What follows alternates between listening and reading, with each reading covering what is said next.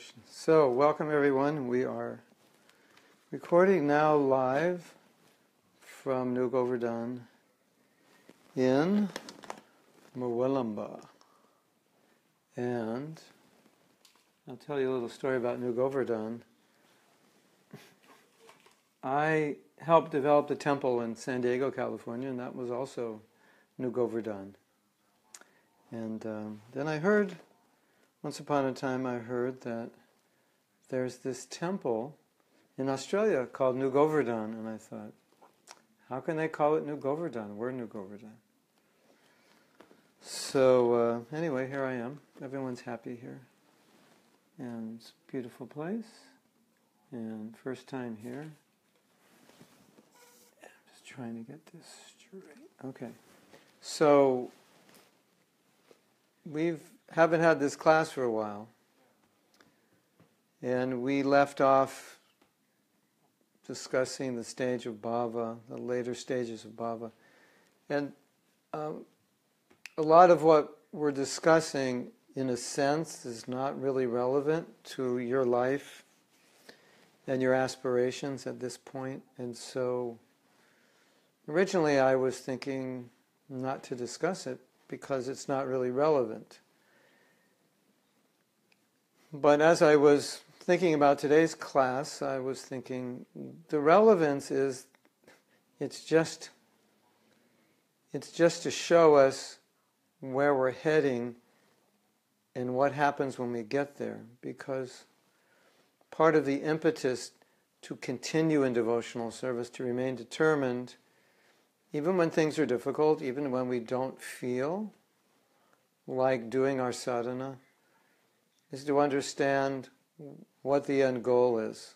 And so the why am I doing this, becomes stronger when you understand that the stage of bhava, or any stage above the stage we're on, is full of relish, taste, excitement, happiness, and everything else that we're looking for. So just like sometimes people advise, if you want to achieve something, the more you know about it, the more you think about it, the more you imagine having it, the more you have an impetus to work for it. So in that sense, studying about bhava, and then we're going to study about prema, is kind of like a meditation on what it is we're trying to achieve. And you could say kind of like a visualization, because we don't really understand it or have experience of it, so we're hearing about it, we're trying to understand what it is. But a part of us will be very happy, or maybe the whole part of us will be very happy when we hear about what bhava is, because it's so much what we want, and it's really essentially who we are. And therefore, it should, by hearing about it, should give us more of an impetus to be Krishna conscious, or to go through our ups and downs more steadily, to inspire us, to remind us that I'm doing austerities, oftentimes things I don't want to do, but because it's going to bring me to Krishna's lotus feet, it's going to awaken that relationship, and therefore ultimately it's worth it. And of course,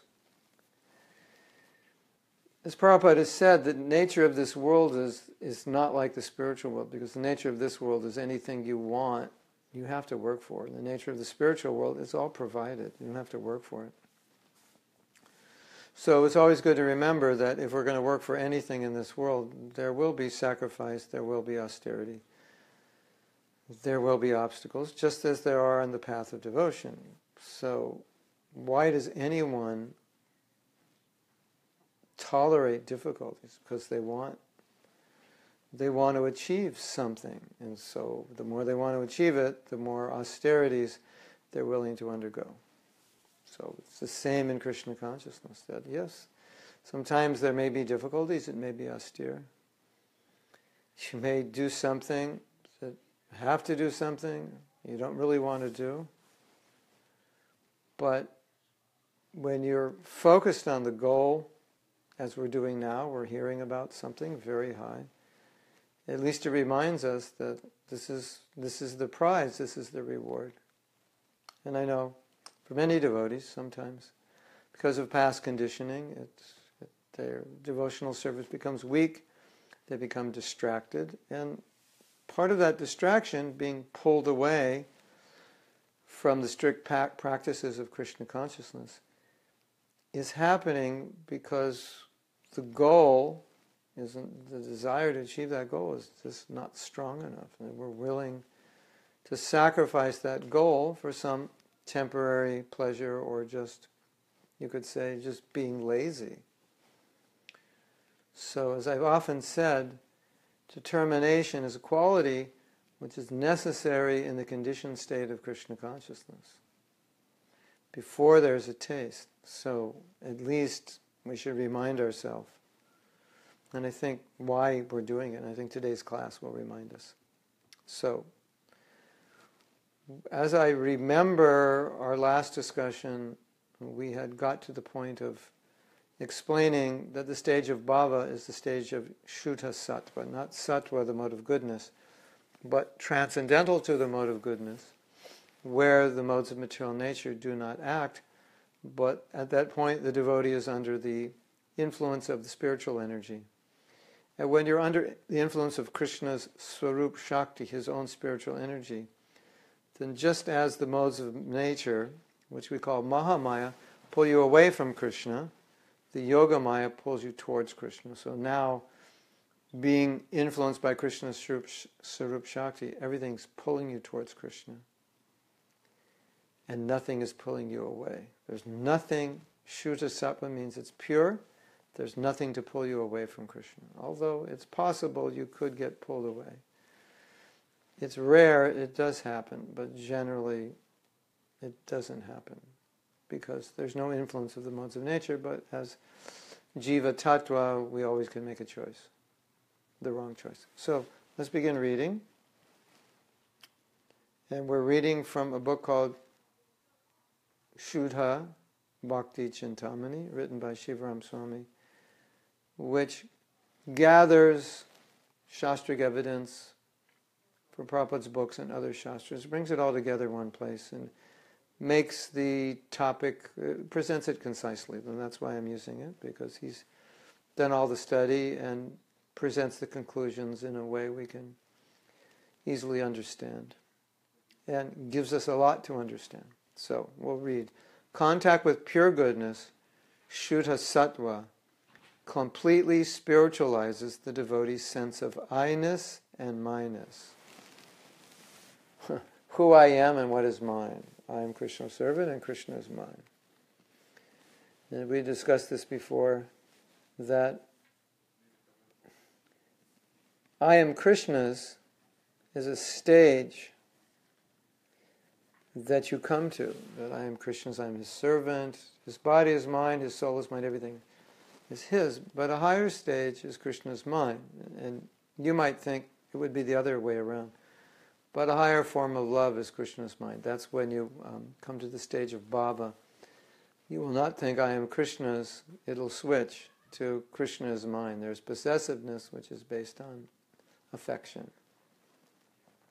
Just as persons waking from sleep barely remember their dreams, devotees waking from conditioned life hardly remember their bodily identity.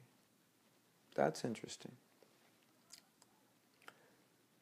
So why would they hardly remember their bodily identity? Because in the stage of bhava, their relationship with Krishna is revealed, and who they are in Krishna's eternal pastimes is revealed. So naturally, they wouldn't identify with their body anymore, because their eternal identity is revealed. Now, imagine, let's say mystically, I could reveal to you who you are eternally in Krishna Lila. This is who you are. You're a cowherd boy. Your name is such and such. Your service is such and such. You work under this cowherd boy. This is your age. This is your family. This is how you dress. It's the color of your skin. That'd be amazing to understand that that is the form and service and nature I will have forever. That might get you out of the bodily concept, right? Identifying with this body, which is not going to last that long, and this identity, which is not permanent. And now you get a permanent identity. Not that I could give you that identity, or I would even try, but for the sake of discussion, imagine that identity was revealed to you. That would get you out of the concept of the body. So that's what's being explained here. They realize their spiritual identity and associate with other devotees only with greed to enter the Lord's eternal entourage. So, what happens at the stage of bhava is all you want is to, you could say, magnify or become closer to Krishna. You have your spiritual identity, so you just want to develop it. Because the spiritual nature is that love's always increasing. So it's always dynamic. So it becomes very dynamic now because the desire to love Krishna, the seed is there. That's bhava, is the seed of love. And because in this stage you don't want anything material, there's no distraction. It's only Krishna. That's all you want, because Krishna now has become everything to you.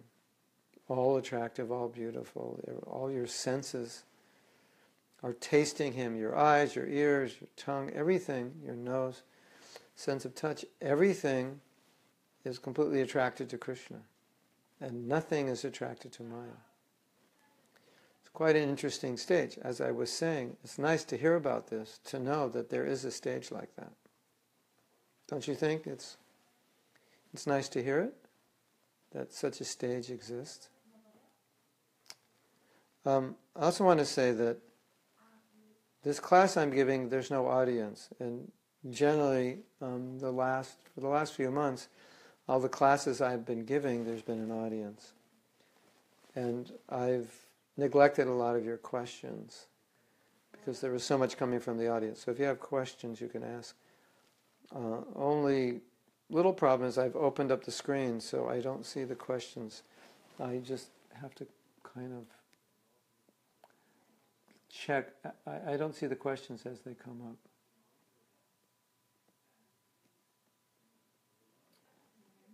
So, yeah, I have to periodically check.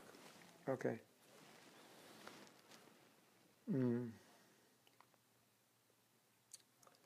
The many details of the devotees' original spiritual forms, swarupas, and their corresponding devotional mellows, rasa, are realized when the ingredients of loving exchange combine through deep cultivation of the holy name. So now, in the stage of bhava, the chanting of the holy name takes on a different dimension, because now you know your relationship. So, chanting of the holy name it's stimulating the relationship. Before this, you may kind of have an inkling to understand that I feel attracted to a particular relationship, but now you know what it is. So now your chanting is directly nourishing that relationship, nourishing the flavors of that relationship. So it's obviously a different kind of chanting, isn't it? Don't you think? Yeah. Okay. Don't have experience of it, but you can imagine that if your relationship with Krishna was revealed to you, then your chanting would not be clearing out the dust so you can see him, but now it would be churning the ocean of rasa. Okay. The holy name, chanted by advanced devotees at the stage of ecstasy, is laden with mellows of devotion, and therefore is known as nama rasa. By the strength of this pure name, devotees cultivate the various ingredients of loving exchange, and their prema for Krishna grows and matures. Yeah, so it's, as I said, chanting takes on a new dimension. So, like in the conditioned stage, as I said, chanting is clearing things out. So we're not necessarily experiencing so much positive as more we're experiencing clearing of negative. So just like if you have a wound, when the wound heals, you feel good. So a lot of feeling good in Krishna consciousness in lower stages is removing things that are causing pain. As they go away, we feel better. But it's not rasa, it's not churning rasa, it's not churning relationship. It's just gradually removing the things that are getting in the way of relationship. And so the relationship can therefore be cultivated on a higher stage. It's not that there's no relationship.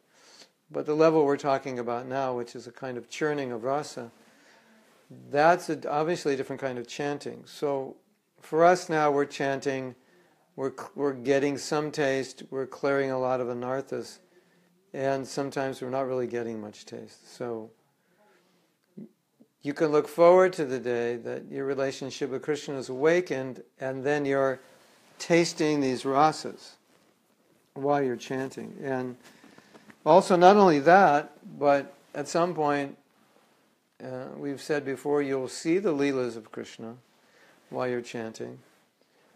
And at some point, you'll enter the leela. You won't see them, you'll be part of them. There's a purport, I think, by an explanation by Vishwanath Chakravarti Thakur. And of course, again, this is all stuff which is not necessarily going to be relevant to any one stage of Krishna consciousness, but it's just there as information, is that when you become Krishna conscious, this is what's going to happen if you hit a certain level. And he said that sometimes you'll see a pure devotee chanting and they're laughing, and sometimes they're crying, and they're actually seeing leelas where Krishna's doing something funny, and they're seeing leelas where Krishna is separated from them or separated from his devotees, and then they start crying. So they're completely absorbed in taking part in the leelas. So that's amazing for sure, and that is just Krishna consciousness is transcendental. And that's what happens when you become transcendental. So, a lot to look forward to. Cultivating devotion at the stage of ecstasy, unlike at practice, reveals the object of devotion, Krishna. Because the fragrance of ecstatic love attracts him, Krishna comes near. So he's explaining why in the stage of bhava is that relationship revealed. Because bhava is the beginning of love, and now when the devotee loves Krishna, Krishna can show himself and say, okay, now we're ready for the relationship. Before bhava, we weren't really ready, so I couldn't show myself.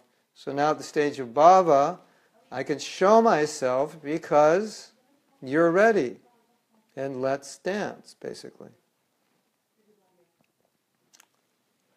As the devotees call him by his name, the youthful prince of Vraja instantly appears in their heart. So it's not that they think they're chanting a mantra, which is somehow or other you're not realizing that mantra is not a mantra, but it's Krishna. In this stage, you're seeing Krishna, you're experiencing Krishna. There is no duality.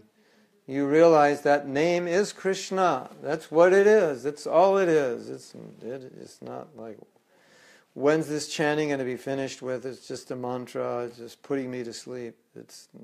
Those days are long over. This initial appearance is called spurti, S-P-H-U-R-T-I, spurti. That's when Krishna is showing himself to a devotee, revealing himself, spurti. And sometimes that happens to a devotee. Krishna reveals himself. And there's a story. One of my godbrothers told me he was staying at the Radha Damodar temple, and all of a sudden this pujari was going crazy, like yelling, screaming, rolling, and just incoherent. And normally the pujari was normal. So this devotee was wondering what's happened to him. And the head of the temple very casually said, Radha Darshan. In other words, Radharani revealed herself to him. He actually saw her, he had darshan of her. And basically he went out of his mind in intense ecstasy, that he couldn't really handle it. It was too intense. And you could imagine if you actually saw Radharani, it would be an intense experience. I don't know if you can imagine, but you can try to imagine. It would be intense. So, imagine you're chanting the holy name and you're seeing Krishna. That would be an intense period of japa. And we could imagine it would probably be difficult to stop. If you're seeing Krishna while you're chanting, why would you want to stop? Thakur Haridas was doing 192 rounds, and he stopped because if he didn't, he wouldn't be able to maintain his body. So he stopped after 192 rounds, which maybe gave him 2 hours to take care of whatever he had to take care of. But if he didn't have to take care of that, he probably would have continued chanting, because if by chanting in that stage you see Krishna, you exchange with Krishna, why would you ever want to stop? You know, I don't know if you have experienced this, but one problem for couples when they fall in love, I mean, you might not think it's a problem, but it can become a problem. They always want to be together, they always want to do everything together. They don't want to be separate, and when they're separate, they're always on the phone. They're like one body. So if that is true when you fall in love with someone, then you could imagine when you fall in love with Krishna. You'd never want to be separate. And that's how we understand that someone could chant constantly, because in our state of consciousness, we think, chanting, I mean, I like to chant, but sometimes it's difficult, and sometimes when I finish my rounds, I feel like, okay, let's do something else. I don't feel like continuing, or maybe I continue a few more rounds, but 192 rounds, it's difficult to imagine in our state how that could be relishable. So I think these examples can help us. Even in this world, when people are in love, they want to be together. So what to speak of with Krishna? You could imagine. And when you chant, you're entering Leela. So why would you not want to chant? So this initial appearance is called Spurti. Narada Muni describes how Krishna appears as a consequence of chanting Krishna's name with love. So this is a verse from the first canto, 6th chapter of the Bhagavatam. And Narada Muni is describing his life and his realizations. So he says, Pragayata swaviryani tirtapada priyashavaha ahuti eva me shrigram darshanam jati chetasi.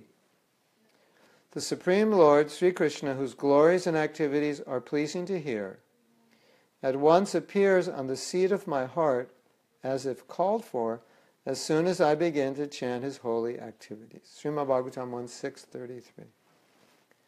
The Supreme Lord appears on the seat of my heart as soon as I begin to chant his holy name. Now, if that happened to us, as soon as we chant, Krishna appears in the seat of our heart, which means we can see him, we can exchange with him. That would be amazing, wouldn't it? So, as I said, that's something to look forward to. That's what happens when we become purified.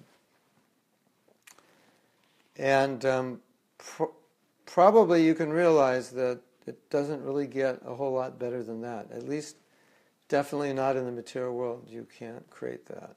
Success, money, power, it's not going to create that. And this is far greater. You say Krishna, and there he appears. You see him. Amazing. Who can describe the bliss of devotees whose desires are at last fulfilled after so many arduous years of effort? Arduous means difficult. So, what Shivaram Swami is saying here is trying to make the point that this is the reward for so many years, and it's worth it. And it kind of like, you go to college, you get your diploma, and maybe it was difficult, but you get your diploma and you think, okay, it was worth it. Now I have a diploma. I mean, maybe somebody doesn't think that way, but for the sake of analogy, I'm sure most students, when they get their diploma, will say it was worth it. Or if you achieve something great, even though it was difficult, when you finally get the result, and the result is something that you wanted, you'll think it was worth it. So he's just saying that. Imagine that your whole life you're trying to achieve your rasa, your relationship with Krishna. And for years and years and years of doing devotional service on lower stages, you weren't there, and you had to struggle a lot because you weren't there, because you didn't have the taste. And finally, you come to this, and how much you will appreciate this position because of all the hard work you did, and all the difficulties you had to undergo. Does that make sense? Yeah. So I think that's kind of, this sentence is kind of the reason that we're reading all of this, so you can understand that this is the stage that you get to come to, and all those difficulties that you're going through, it's worth it, because someday you'll get it.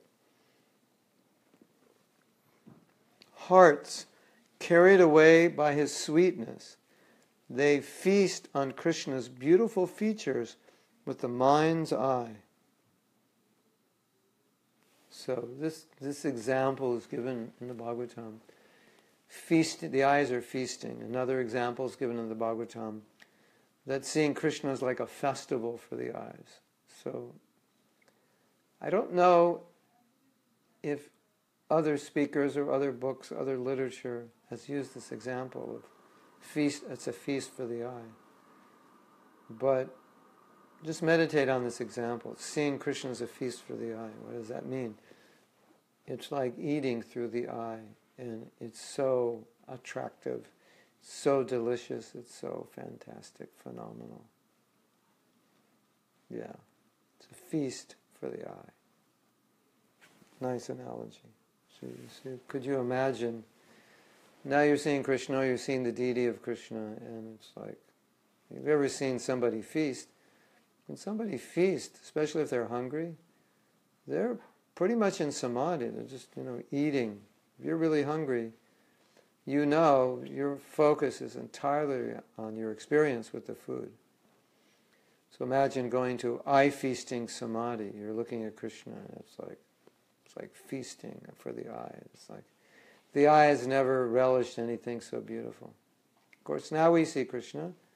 It may be beautiful, it may be attractive, but in the stage of bhava, it's an emotional experience. The mind is fixed, and the eyes are drinking, feasting. Yeah. Sometimes it's also that example, drinking. The eyes are drinking the nectar of Krishna's beauty. Ecstasy enlivens their senses and empowers them to remain absorbed in Krishna's qualities. So now we're talking at this stage, it's an absorption in Krishna. No more absorption in anything material. It's an absorption in Krishna's qualities. That's what you're thinking about. It's not a struggle. It's based on affection. It's just natural. It's a natural attraction. Because the attraction has awakened. You could understand anyone who's awakened their attraction for Krishna would not really want to focus on anything else. Nothing else would be attractive any longer. Right? Their nostrils thrill at Krishna's bodily aroma. Their lips yearn to taste the nectar of his lips. And their ears drink deeply the sound of his flute. Wonderful symptoms of ecstasy, the hard-earned reward for their intense effort, ornament their body, and their mind grows delirious with happiness. But just as the ecstasy of such fortunate souls peaks, their vision of Krishna disappears. Plunged into the ecstasy of grief, they lament like abandoned calves. So if in this state Krishna would disappear, he would only do it to increase the love, because separation creates a more intense meditation. And so the idea is that because Krishna is Satchit Ananda, or he's Anandamaya Rasa, because Krishna is the personification of rasa and bliss. He is bliss, he is rasa. That if he leaves your darshan, and you're going to think of him more intensely. Just like imagine a loved one leaves you, you're with them and they just disappear. And you're completely attached to them. What would you think of? All you could think of was them. So when you intensify your thinking of Krishna, it intensifies your ecstasy, it intensifies your bliss, because Krishna's nature is blissful. So the idea of suffering and separation and pain, it doesn't translate as it would materially, because you can't suffer when you're Krishna conscious. You can't be in pain, at least suffering and pain as we know it. But the pain of separation, definitely there's a pain there because you're not seeing Krishna. But the pain is sweet. It's creating a deeper sweetness. It's creating, as I said, more of a focus on Krishna. It's, as we say in English, separation makes the heart grow fonder. It's bringing the heart closer to Krishna. So that's why Krishna would leave. He wouldn't leave because he wants to. He would only leave because it would nourish your bhakti, right? Otherwise, Krishna is attached to his devotee. Krishna doesn't want to be separated from his devotee. But if he feels that separation would increase the attachment, then he would do it, right? Does that make sense to you?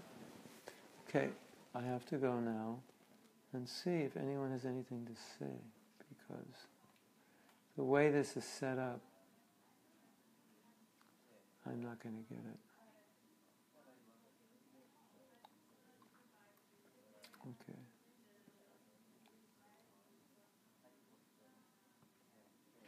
Okay. We've talked previously. We've talked a little bit about separation, and when you're talking about transcendental emotion or transcendental experience, naturally, your reference point is material relationship or experiences within the modes of nature. And if you try to make that your reference point, it doesn't always translate that well, because generally separation on the material plane, it's painful, it's not blissful. And even though separation, I only have 10% battery left. We may not make it to the end. I guess I could plug this into my computer. I'll try that.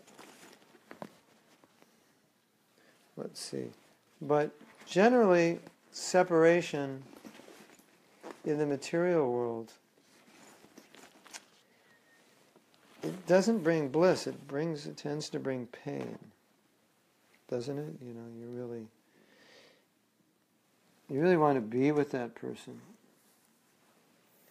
and when you're not with them, it's painful. And excuse me.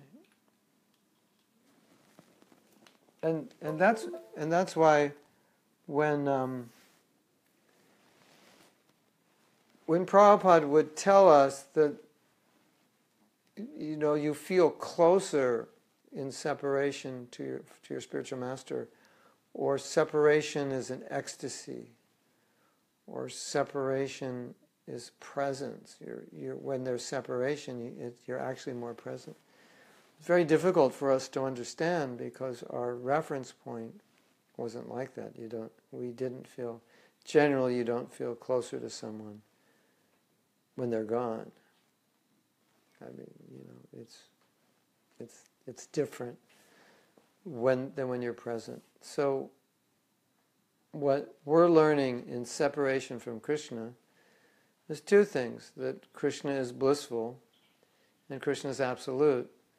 So if your meditation intensifies, that means your bliss has to intensify because you're meditating on something blissful. You're meditating on something ecstatic. You're meditating on something relishable. So if you intensify your meditation on something relishable, even if you're separated from it, it's going to increase the relish. And of course, even if you're separated from it, when you're in the stage of bhava, you realize Krishna's presence through chanting or through meditation. So therefore, you feel the presence that way, even in separation, but you feel it more intensely, so it's more blissful. So that's the idea. So that's what's being said here. And you may know the story in Bhagavatam. Krishna appeared to Narada Muni, and Narada Muni is described in the Bhagavatam. We're describing here that when you're in the stage of bhava, every one of your senses is relishing the relationship with Krishna. You're smelling his fragrance, you're seeing him, you're touching him, you're hearing him, tasting him. And so we're doing that now, but in the conditioned state, it's not always necessarily an intense experience. And Narada Muni in the Bhagavatam says it's a very intense experience. All his senses became enlivened. But because he had achieved bhava, or was entering bhava, so he had this ecstatic experience. Then all of a sudden Krishna left, so he couldn't see Krishna, but Krishna was talking to him. And I think by disappearing from you, you're going to hanker so much to want to see me that it's going to purify you of any material hankering. That's the idea. So if Krishna appears and disappears, don't feel bad. It's actually for our own benefit. But just as the ecstasy of such fortune, inquire about their welfare and try to pacify them, like unfaithful wives who hide the signs of attachment to their paramours. Ecstatic devotees compose themselves and cover their true feelings. Neophytes think that these devotees are suffering from overwork. Non-devotees think that Krishna consciousness has unhinged them. But spiritually advanced Vaishnavas recommend, when symptoms such as complete renunciation and addiction to the holy name are also intensely and constantly visible in such devotees' behavior, the wise consult among themselves and joyfully conclude, quote, "Our beloved friends have crossed into the realm of perfection. They have become greatly fortunate." So, advanced devotees can understand ecstatic symptoms even. Interesting, isn't it?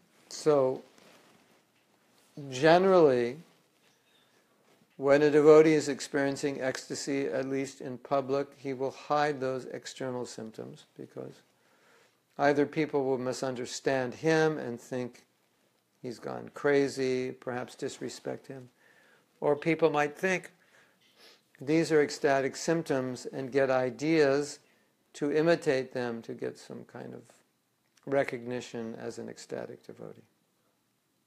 Right? So, Prabhupada, on occasion, exhibited ecstatic symptoms which he couldn't control. And then later on, when devotees questioned Prabhupada about those symptoms, when you exhibit them, what should we do? How should we respond? And Prabhupada's answer was, "I'm sorry, I don't do that often." In other words, he was apologizing, saying that we're not supposed to exhibit ecstatic symptoms. But the point Maharaj is making is that advanced devotees can see, just by looking at the face, they can see this devotee is experiencing ecstatic love. Now, one of the things that we've been discussing in previous classes, and I wanted to just mention this, is that as you rise in devotional service, you come closer, obviously. You're coming closer to the stage of bhava as you go through lower stages.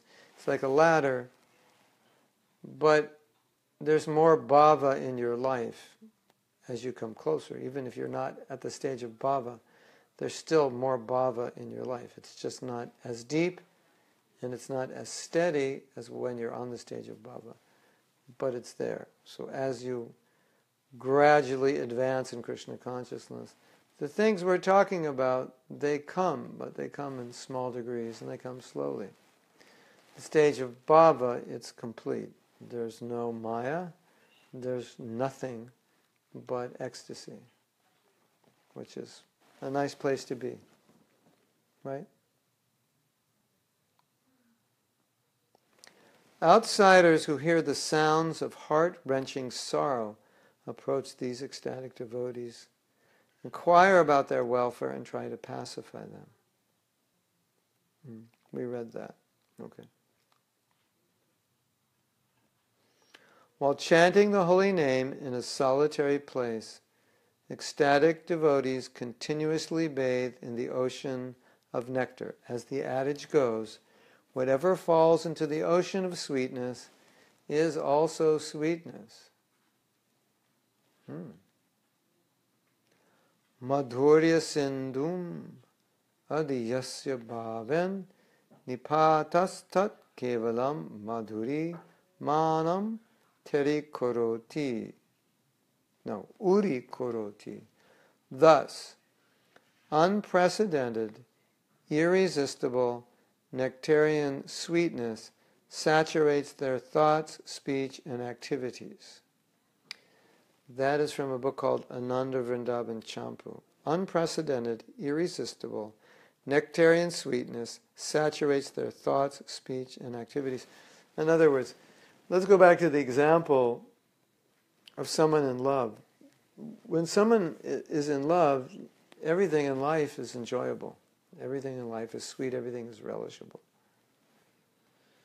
So what's being described here is that when love of Krishna awakens, then because Krishna is so sweet, you're just surrounded by sweetness. Everything is sweet. That's just how it is. Because you love Krishna, everything's sweet. And when you don't love Krishna, everything is not sweet. Everything about Krishna is not necessarily sweet when you don't love him. Or you can say the more you love him, the sweeter it is. But when you actually love him, then the sweetness it's very intense.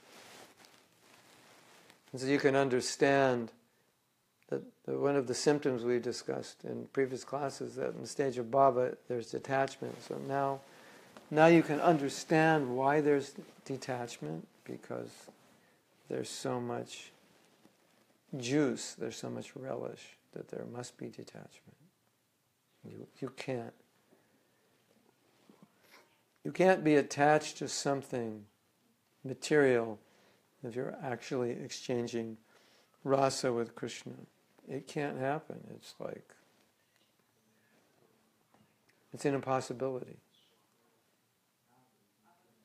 It's like you have the best cook in the world and you have the worst cook in the world. And when you have the best cook in the world, you can't eat what's cooked by the worst cook in the world. It's impossible. If you only have the worst cook in the world, you'll have to eat it, and somehow or other you'll have to figure out how to relish it in some way. But when you have the best cook of the world, then you can't eat that. And so at the stage of bhava, you can't really engage in material activity. You can't. There's, what you're experiencing is so deep and ecstatic and blissful that there would be no impetus to engage in material activity. That's so Varjam Rasopya said. That's the meaning of rasa, is that it gets very sweet.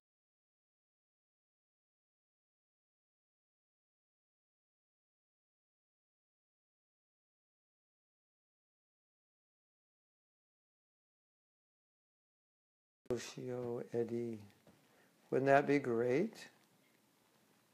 Tony, wouldn't that be great? Jimena, wouldn't that be great? We got South America. Good timing for South America, right? And maybe okay for Europe and India. Yeah.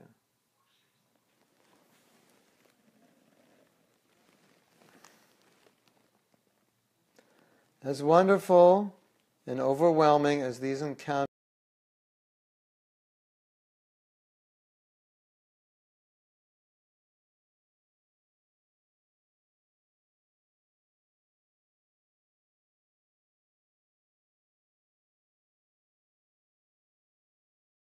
interference, yeah, I don't know, bad connection. Yeah. It's being recorded, that's all I can say. Yeah. Bad connection out here. We're in the middle of nowhere. Should we pray to the gods of the internet to help us? Oh, gods of the internet, please give us a better connection. There also might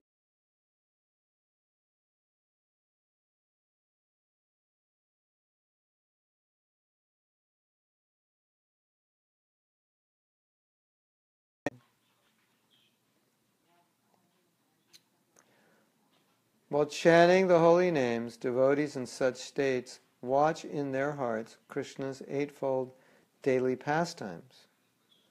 But because their love is still immature, and because the effects of offenses have not yet been completely eradicated, Bhava Bhaktas do not yet achieve Krishna's direct companionship. That's prema.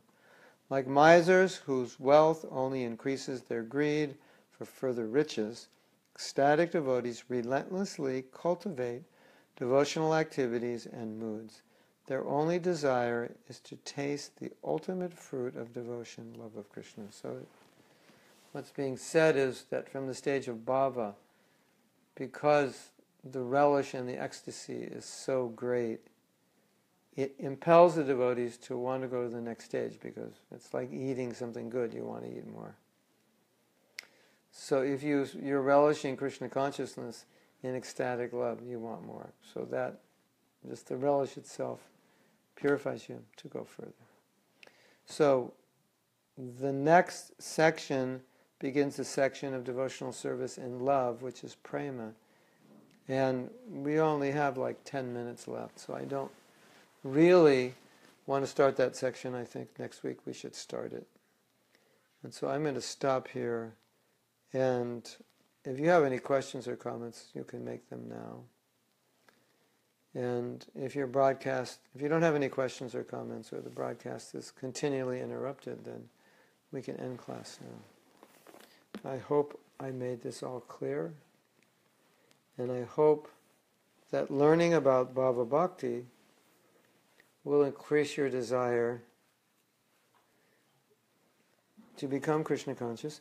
And I think also it can put our own challenges and problems in perspective. You know, sometimes we have problems, and not sometimes, we all have problems, but sometimes we think our problems are a lot bigger than they are. And I think this puts things in perspective. The real thing is how to be Krishna conscious. And the real problem is how to become Krishna conscious. And the problems we have usually are not as big as we think they are. So, is that okay? Can I have your permission to end? We will end early. That's something revolutionary. We've gone for about 50 minutes. So if you have no questions, then I'm going to stop. Okay? With your permission. And then we'll see you next week. Srila Prabhupada.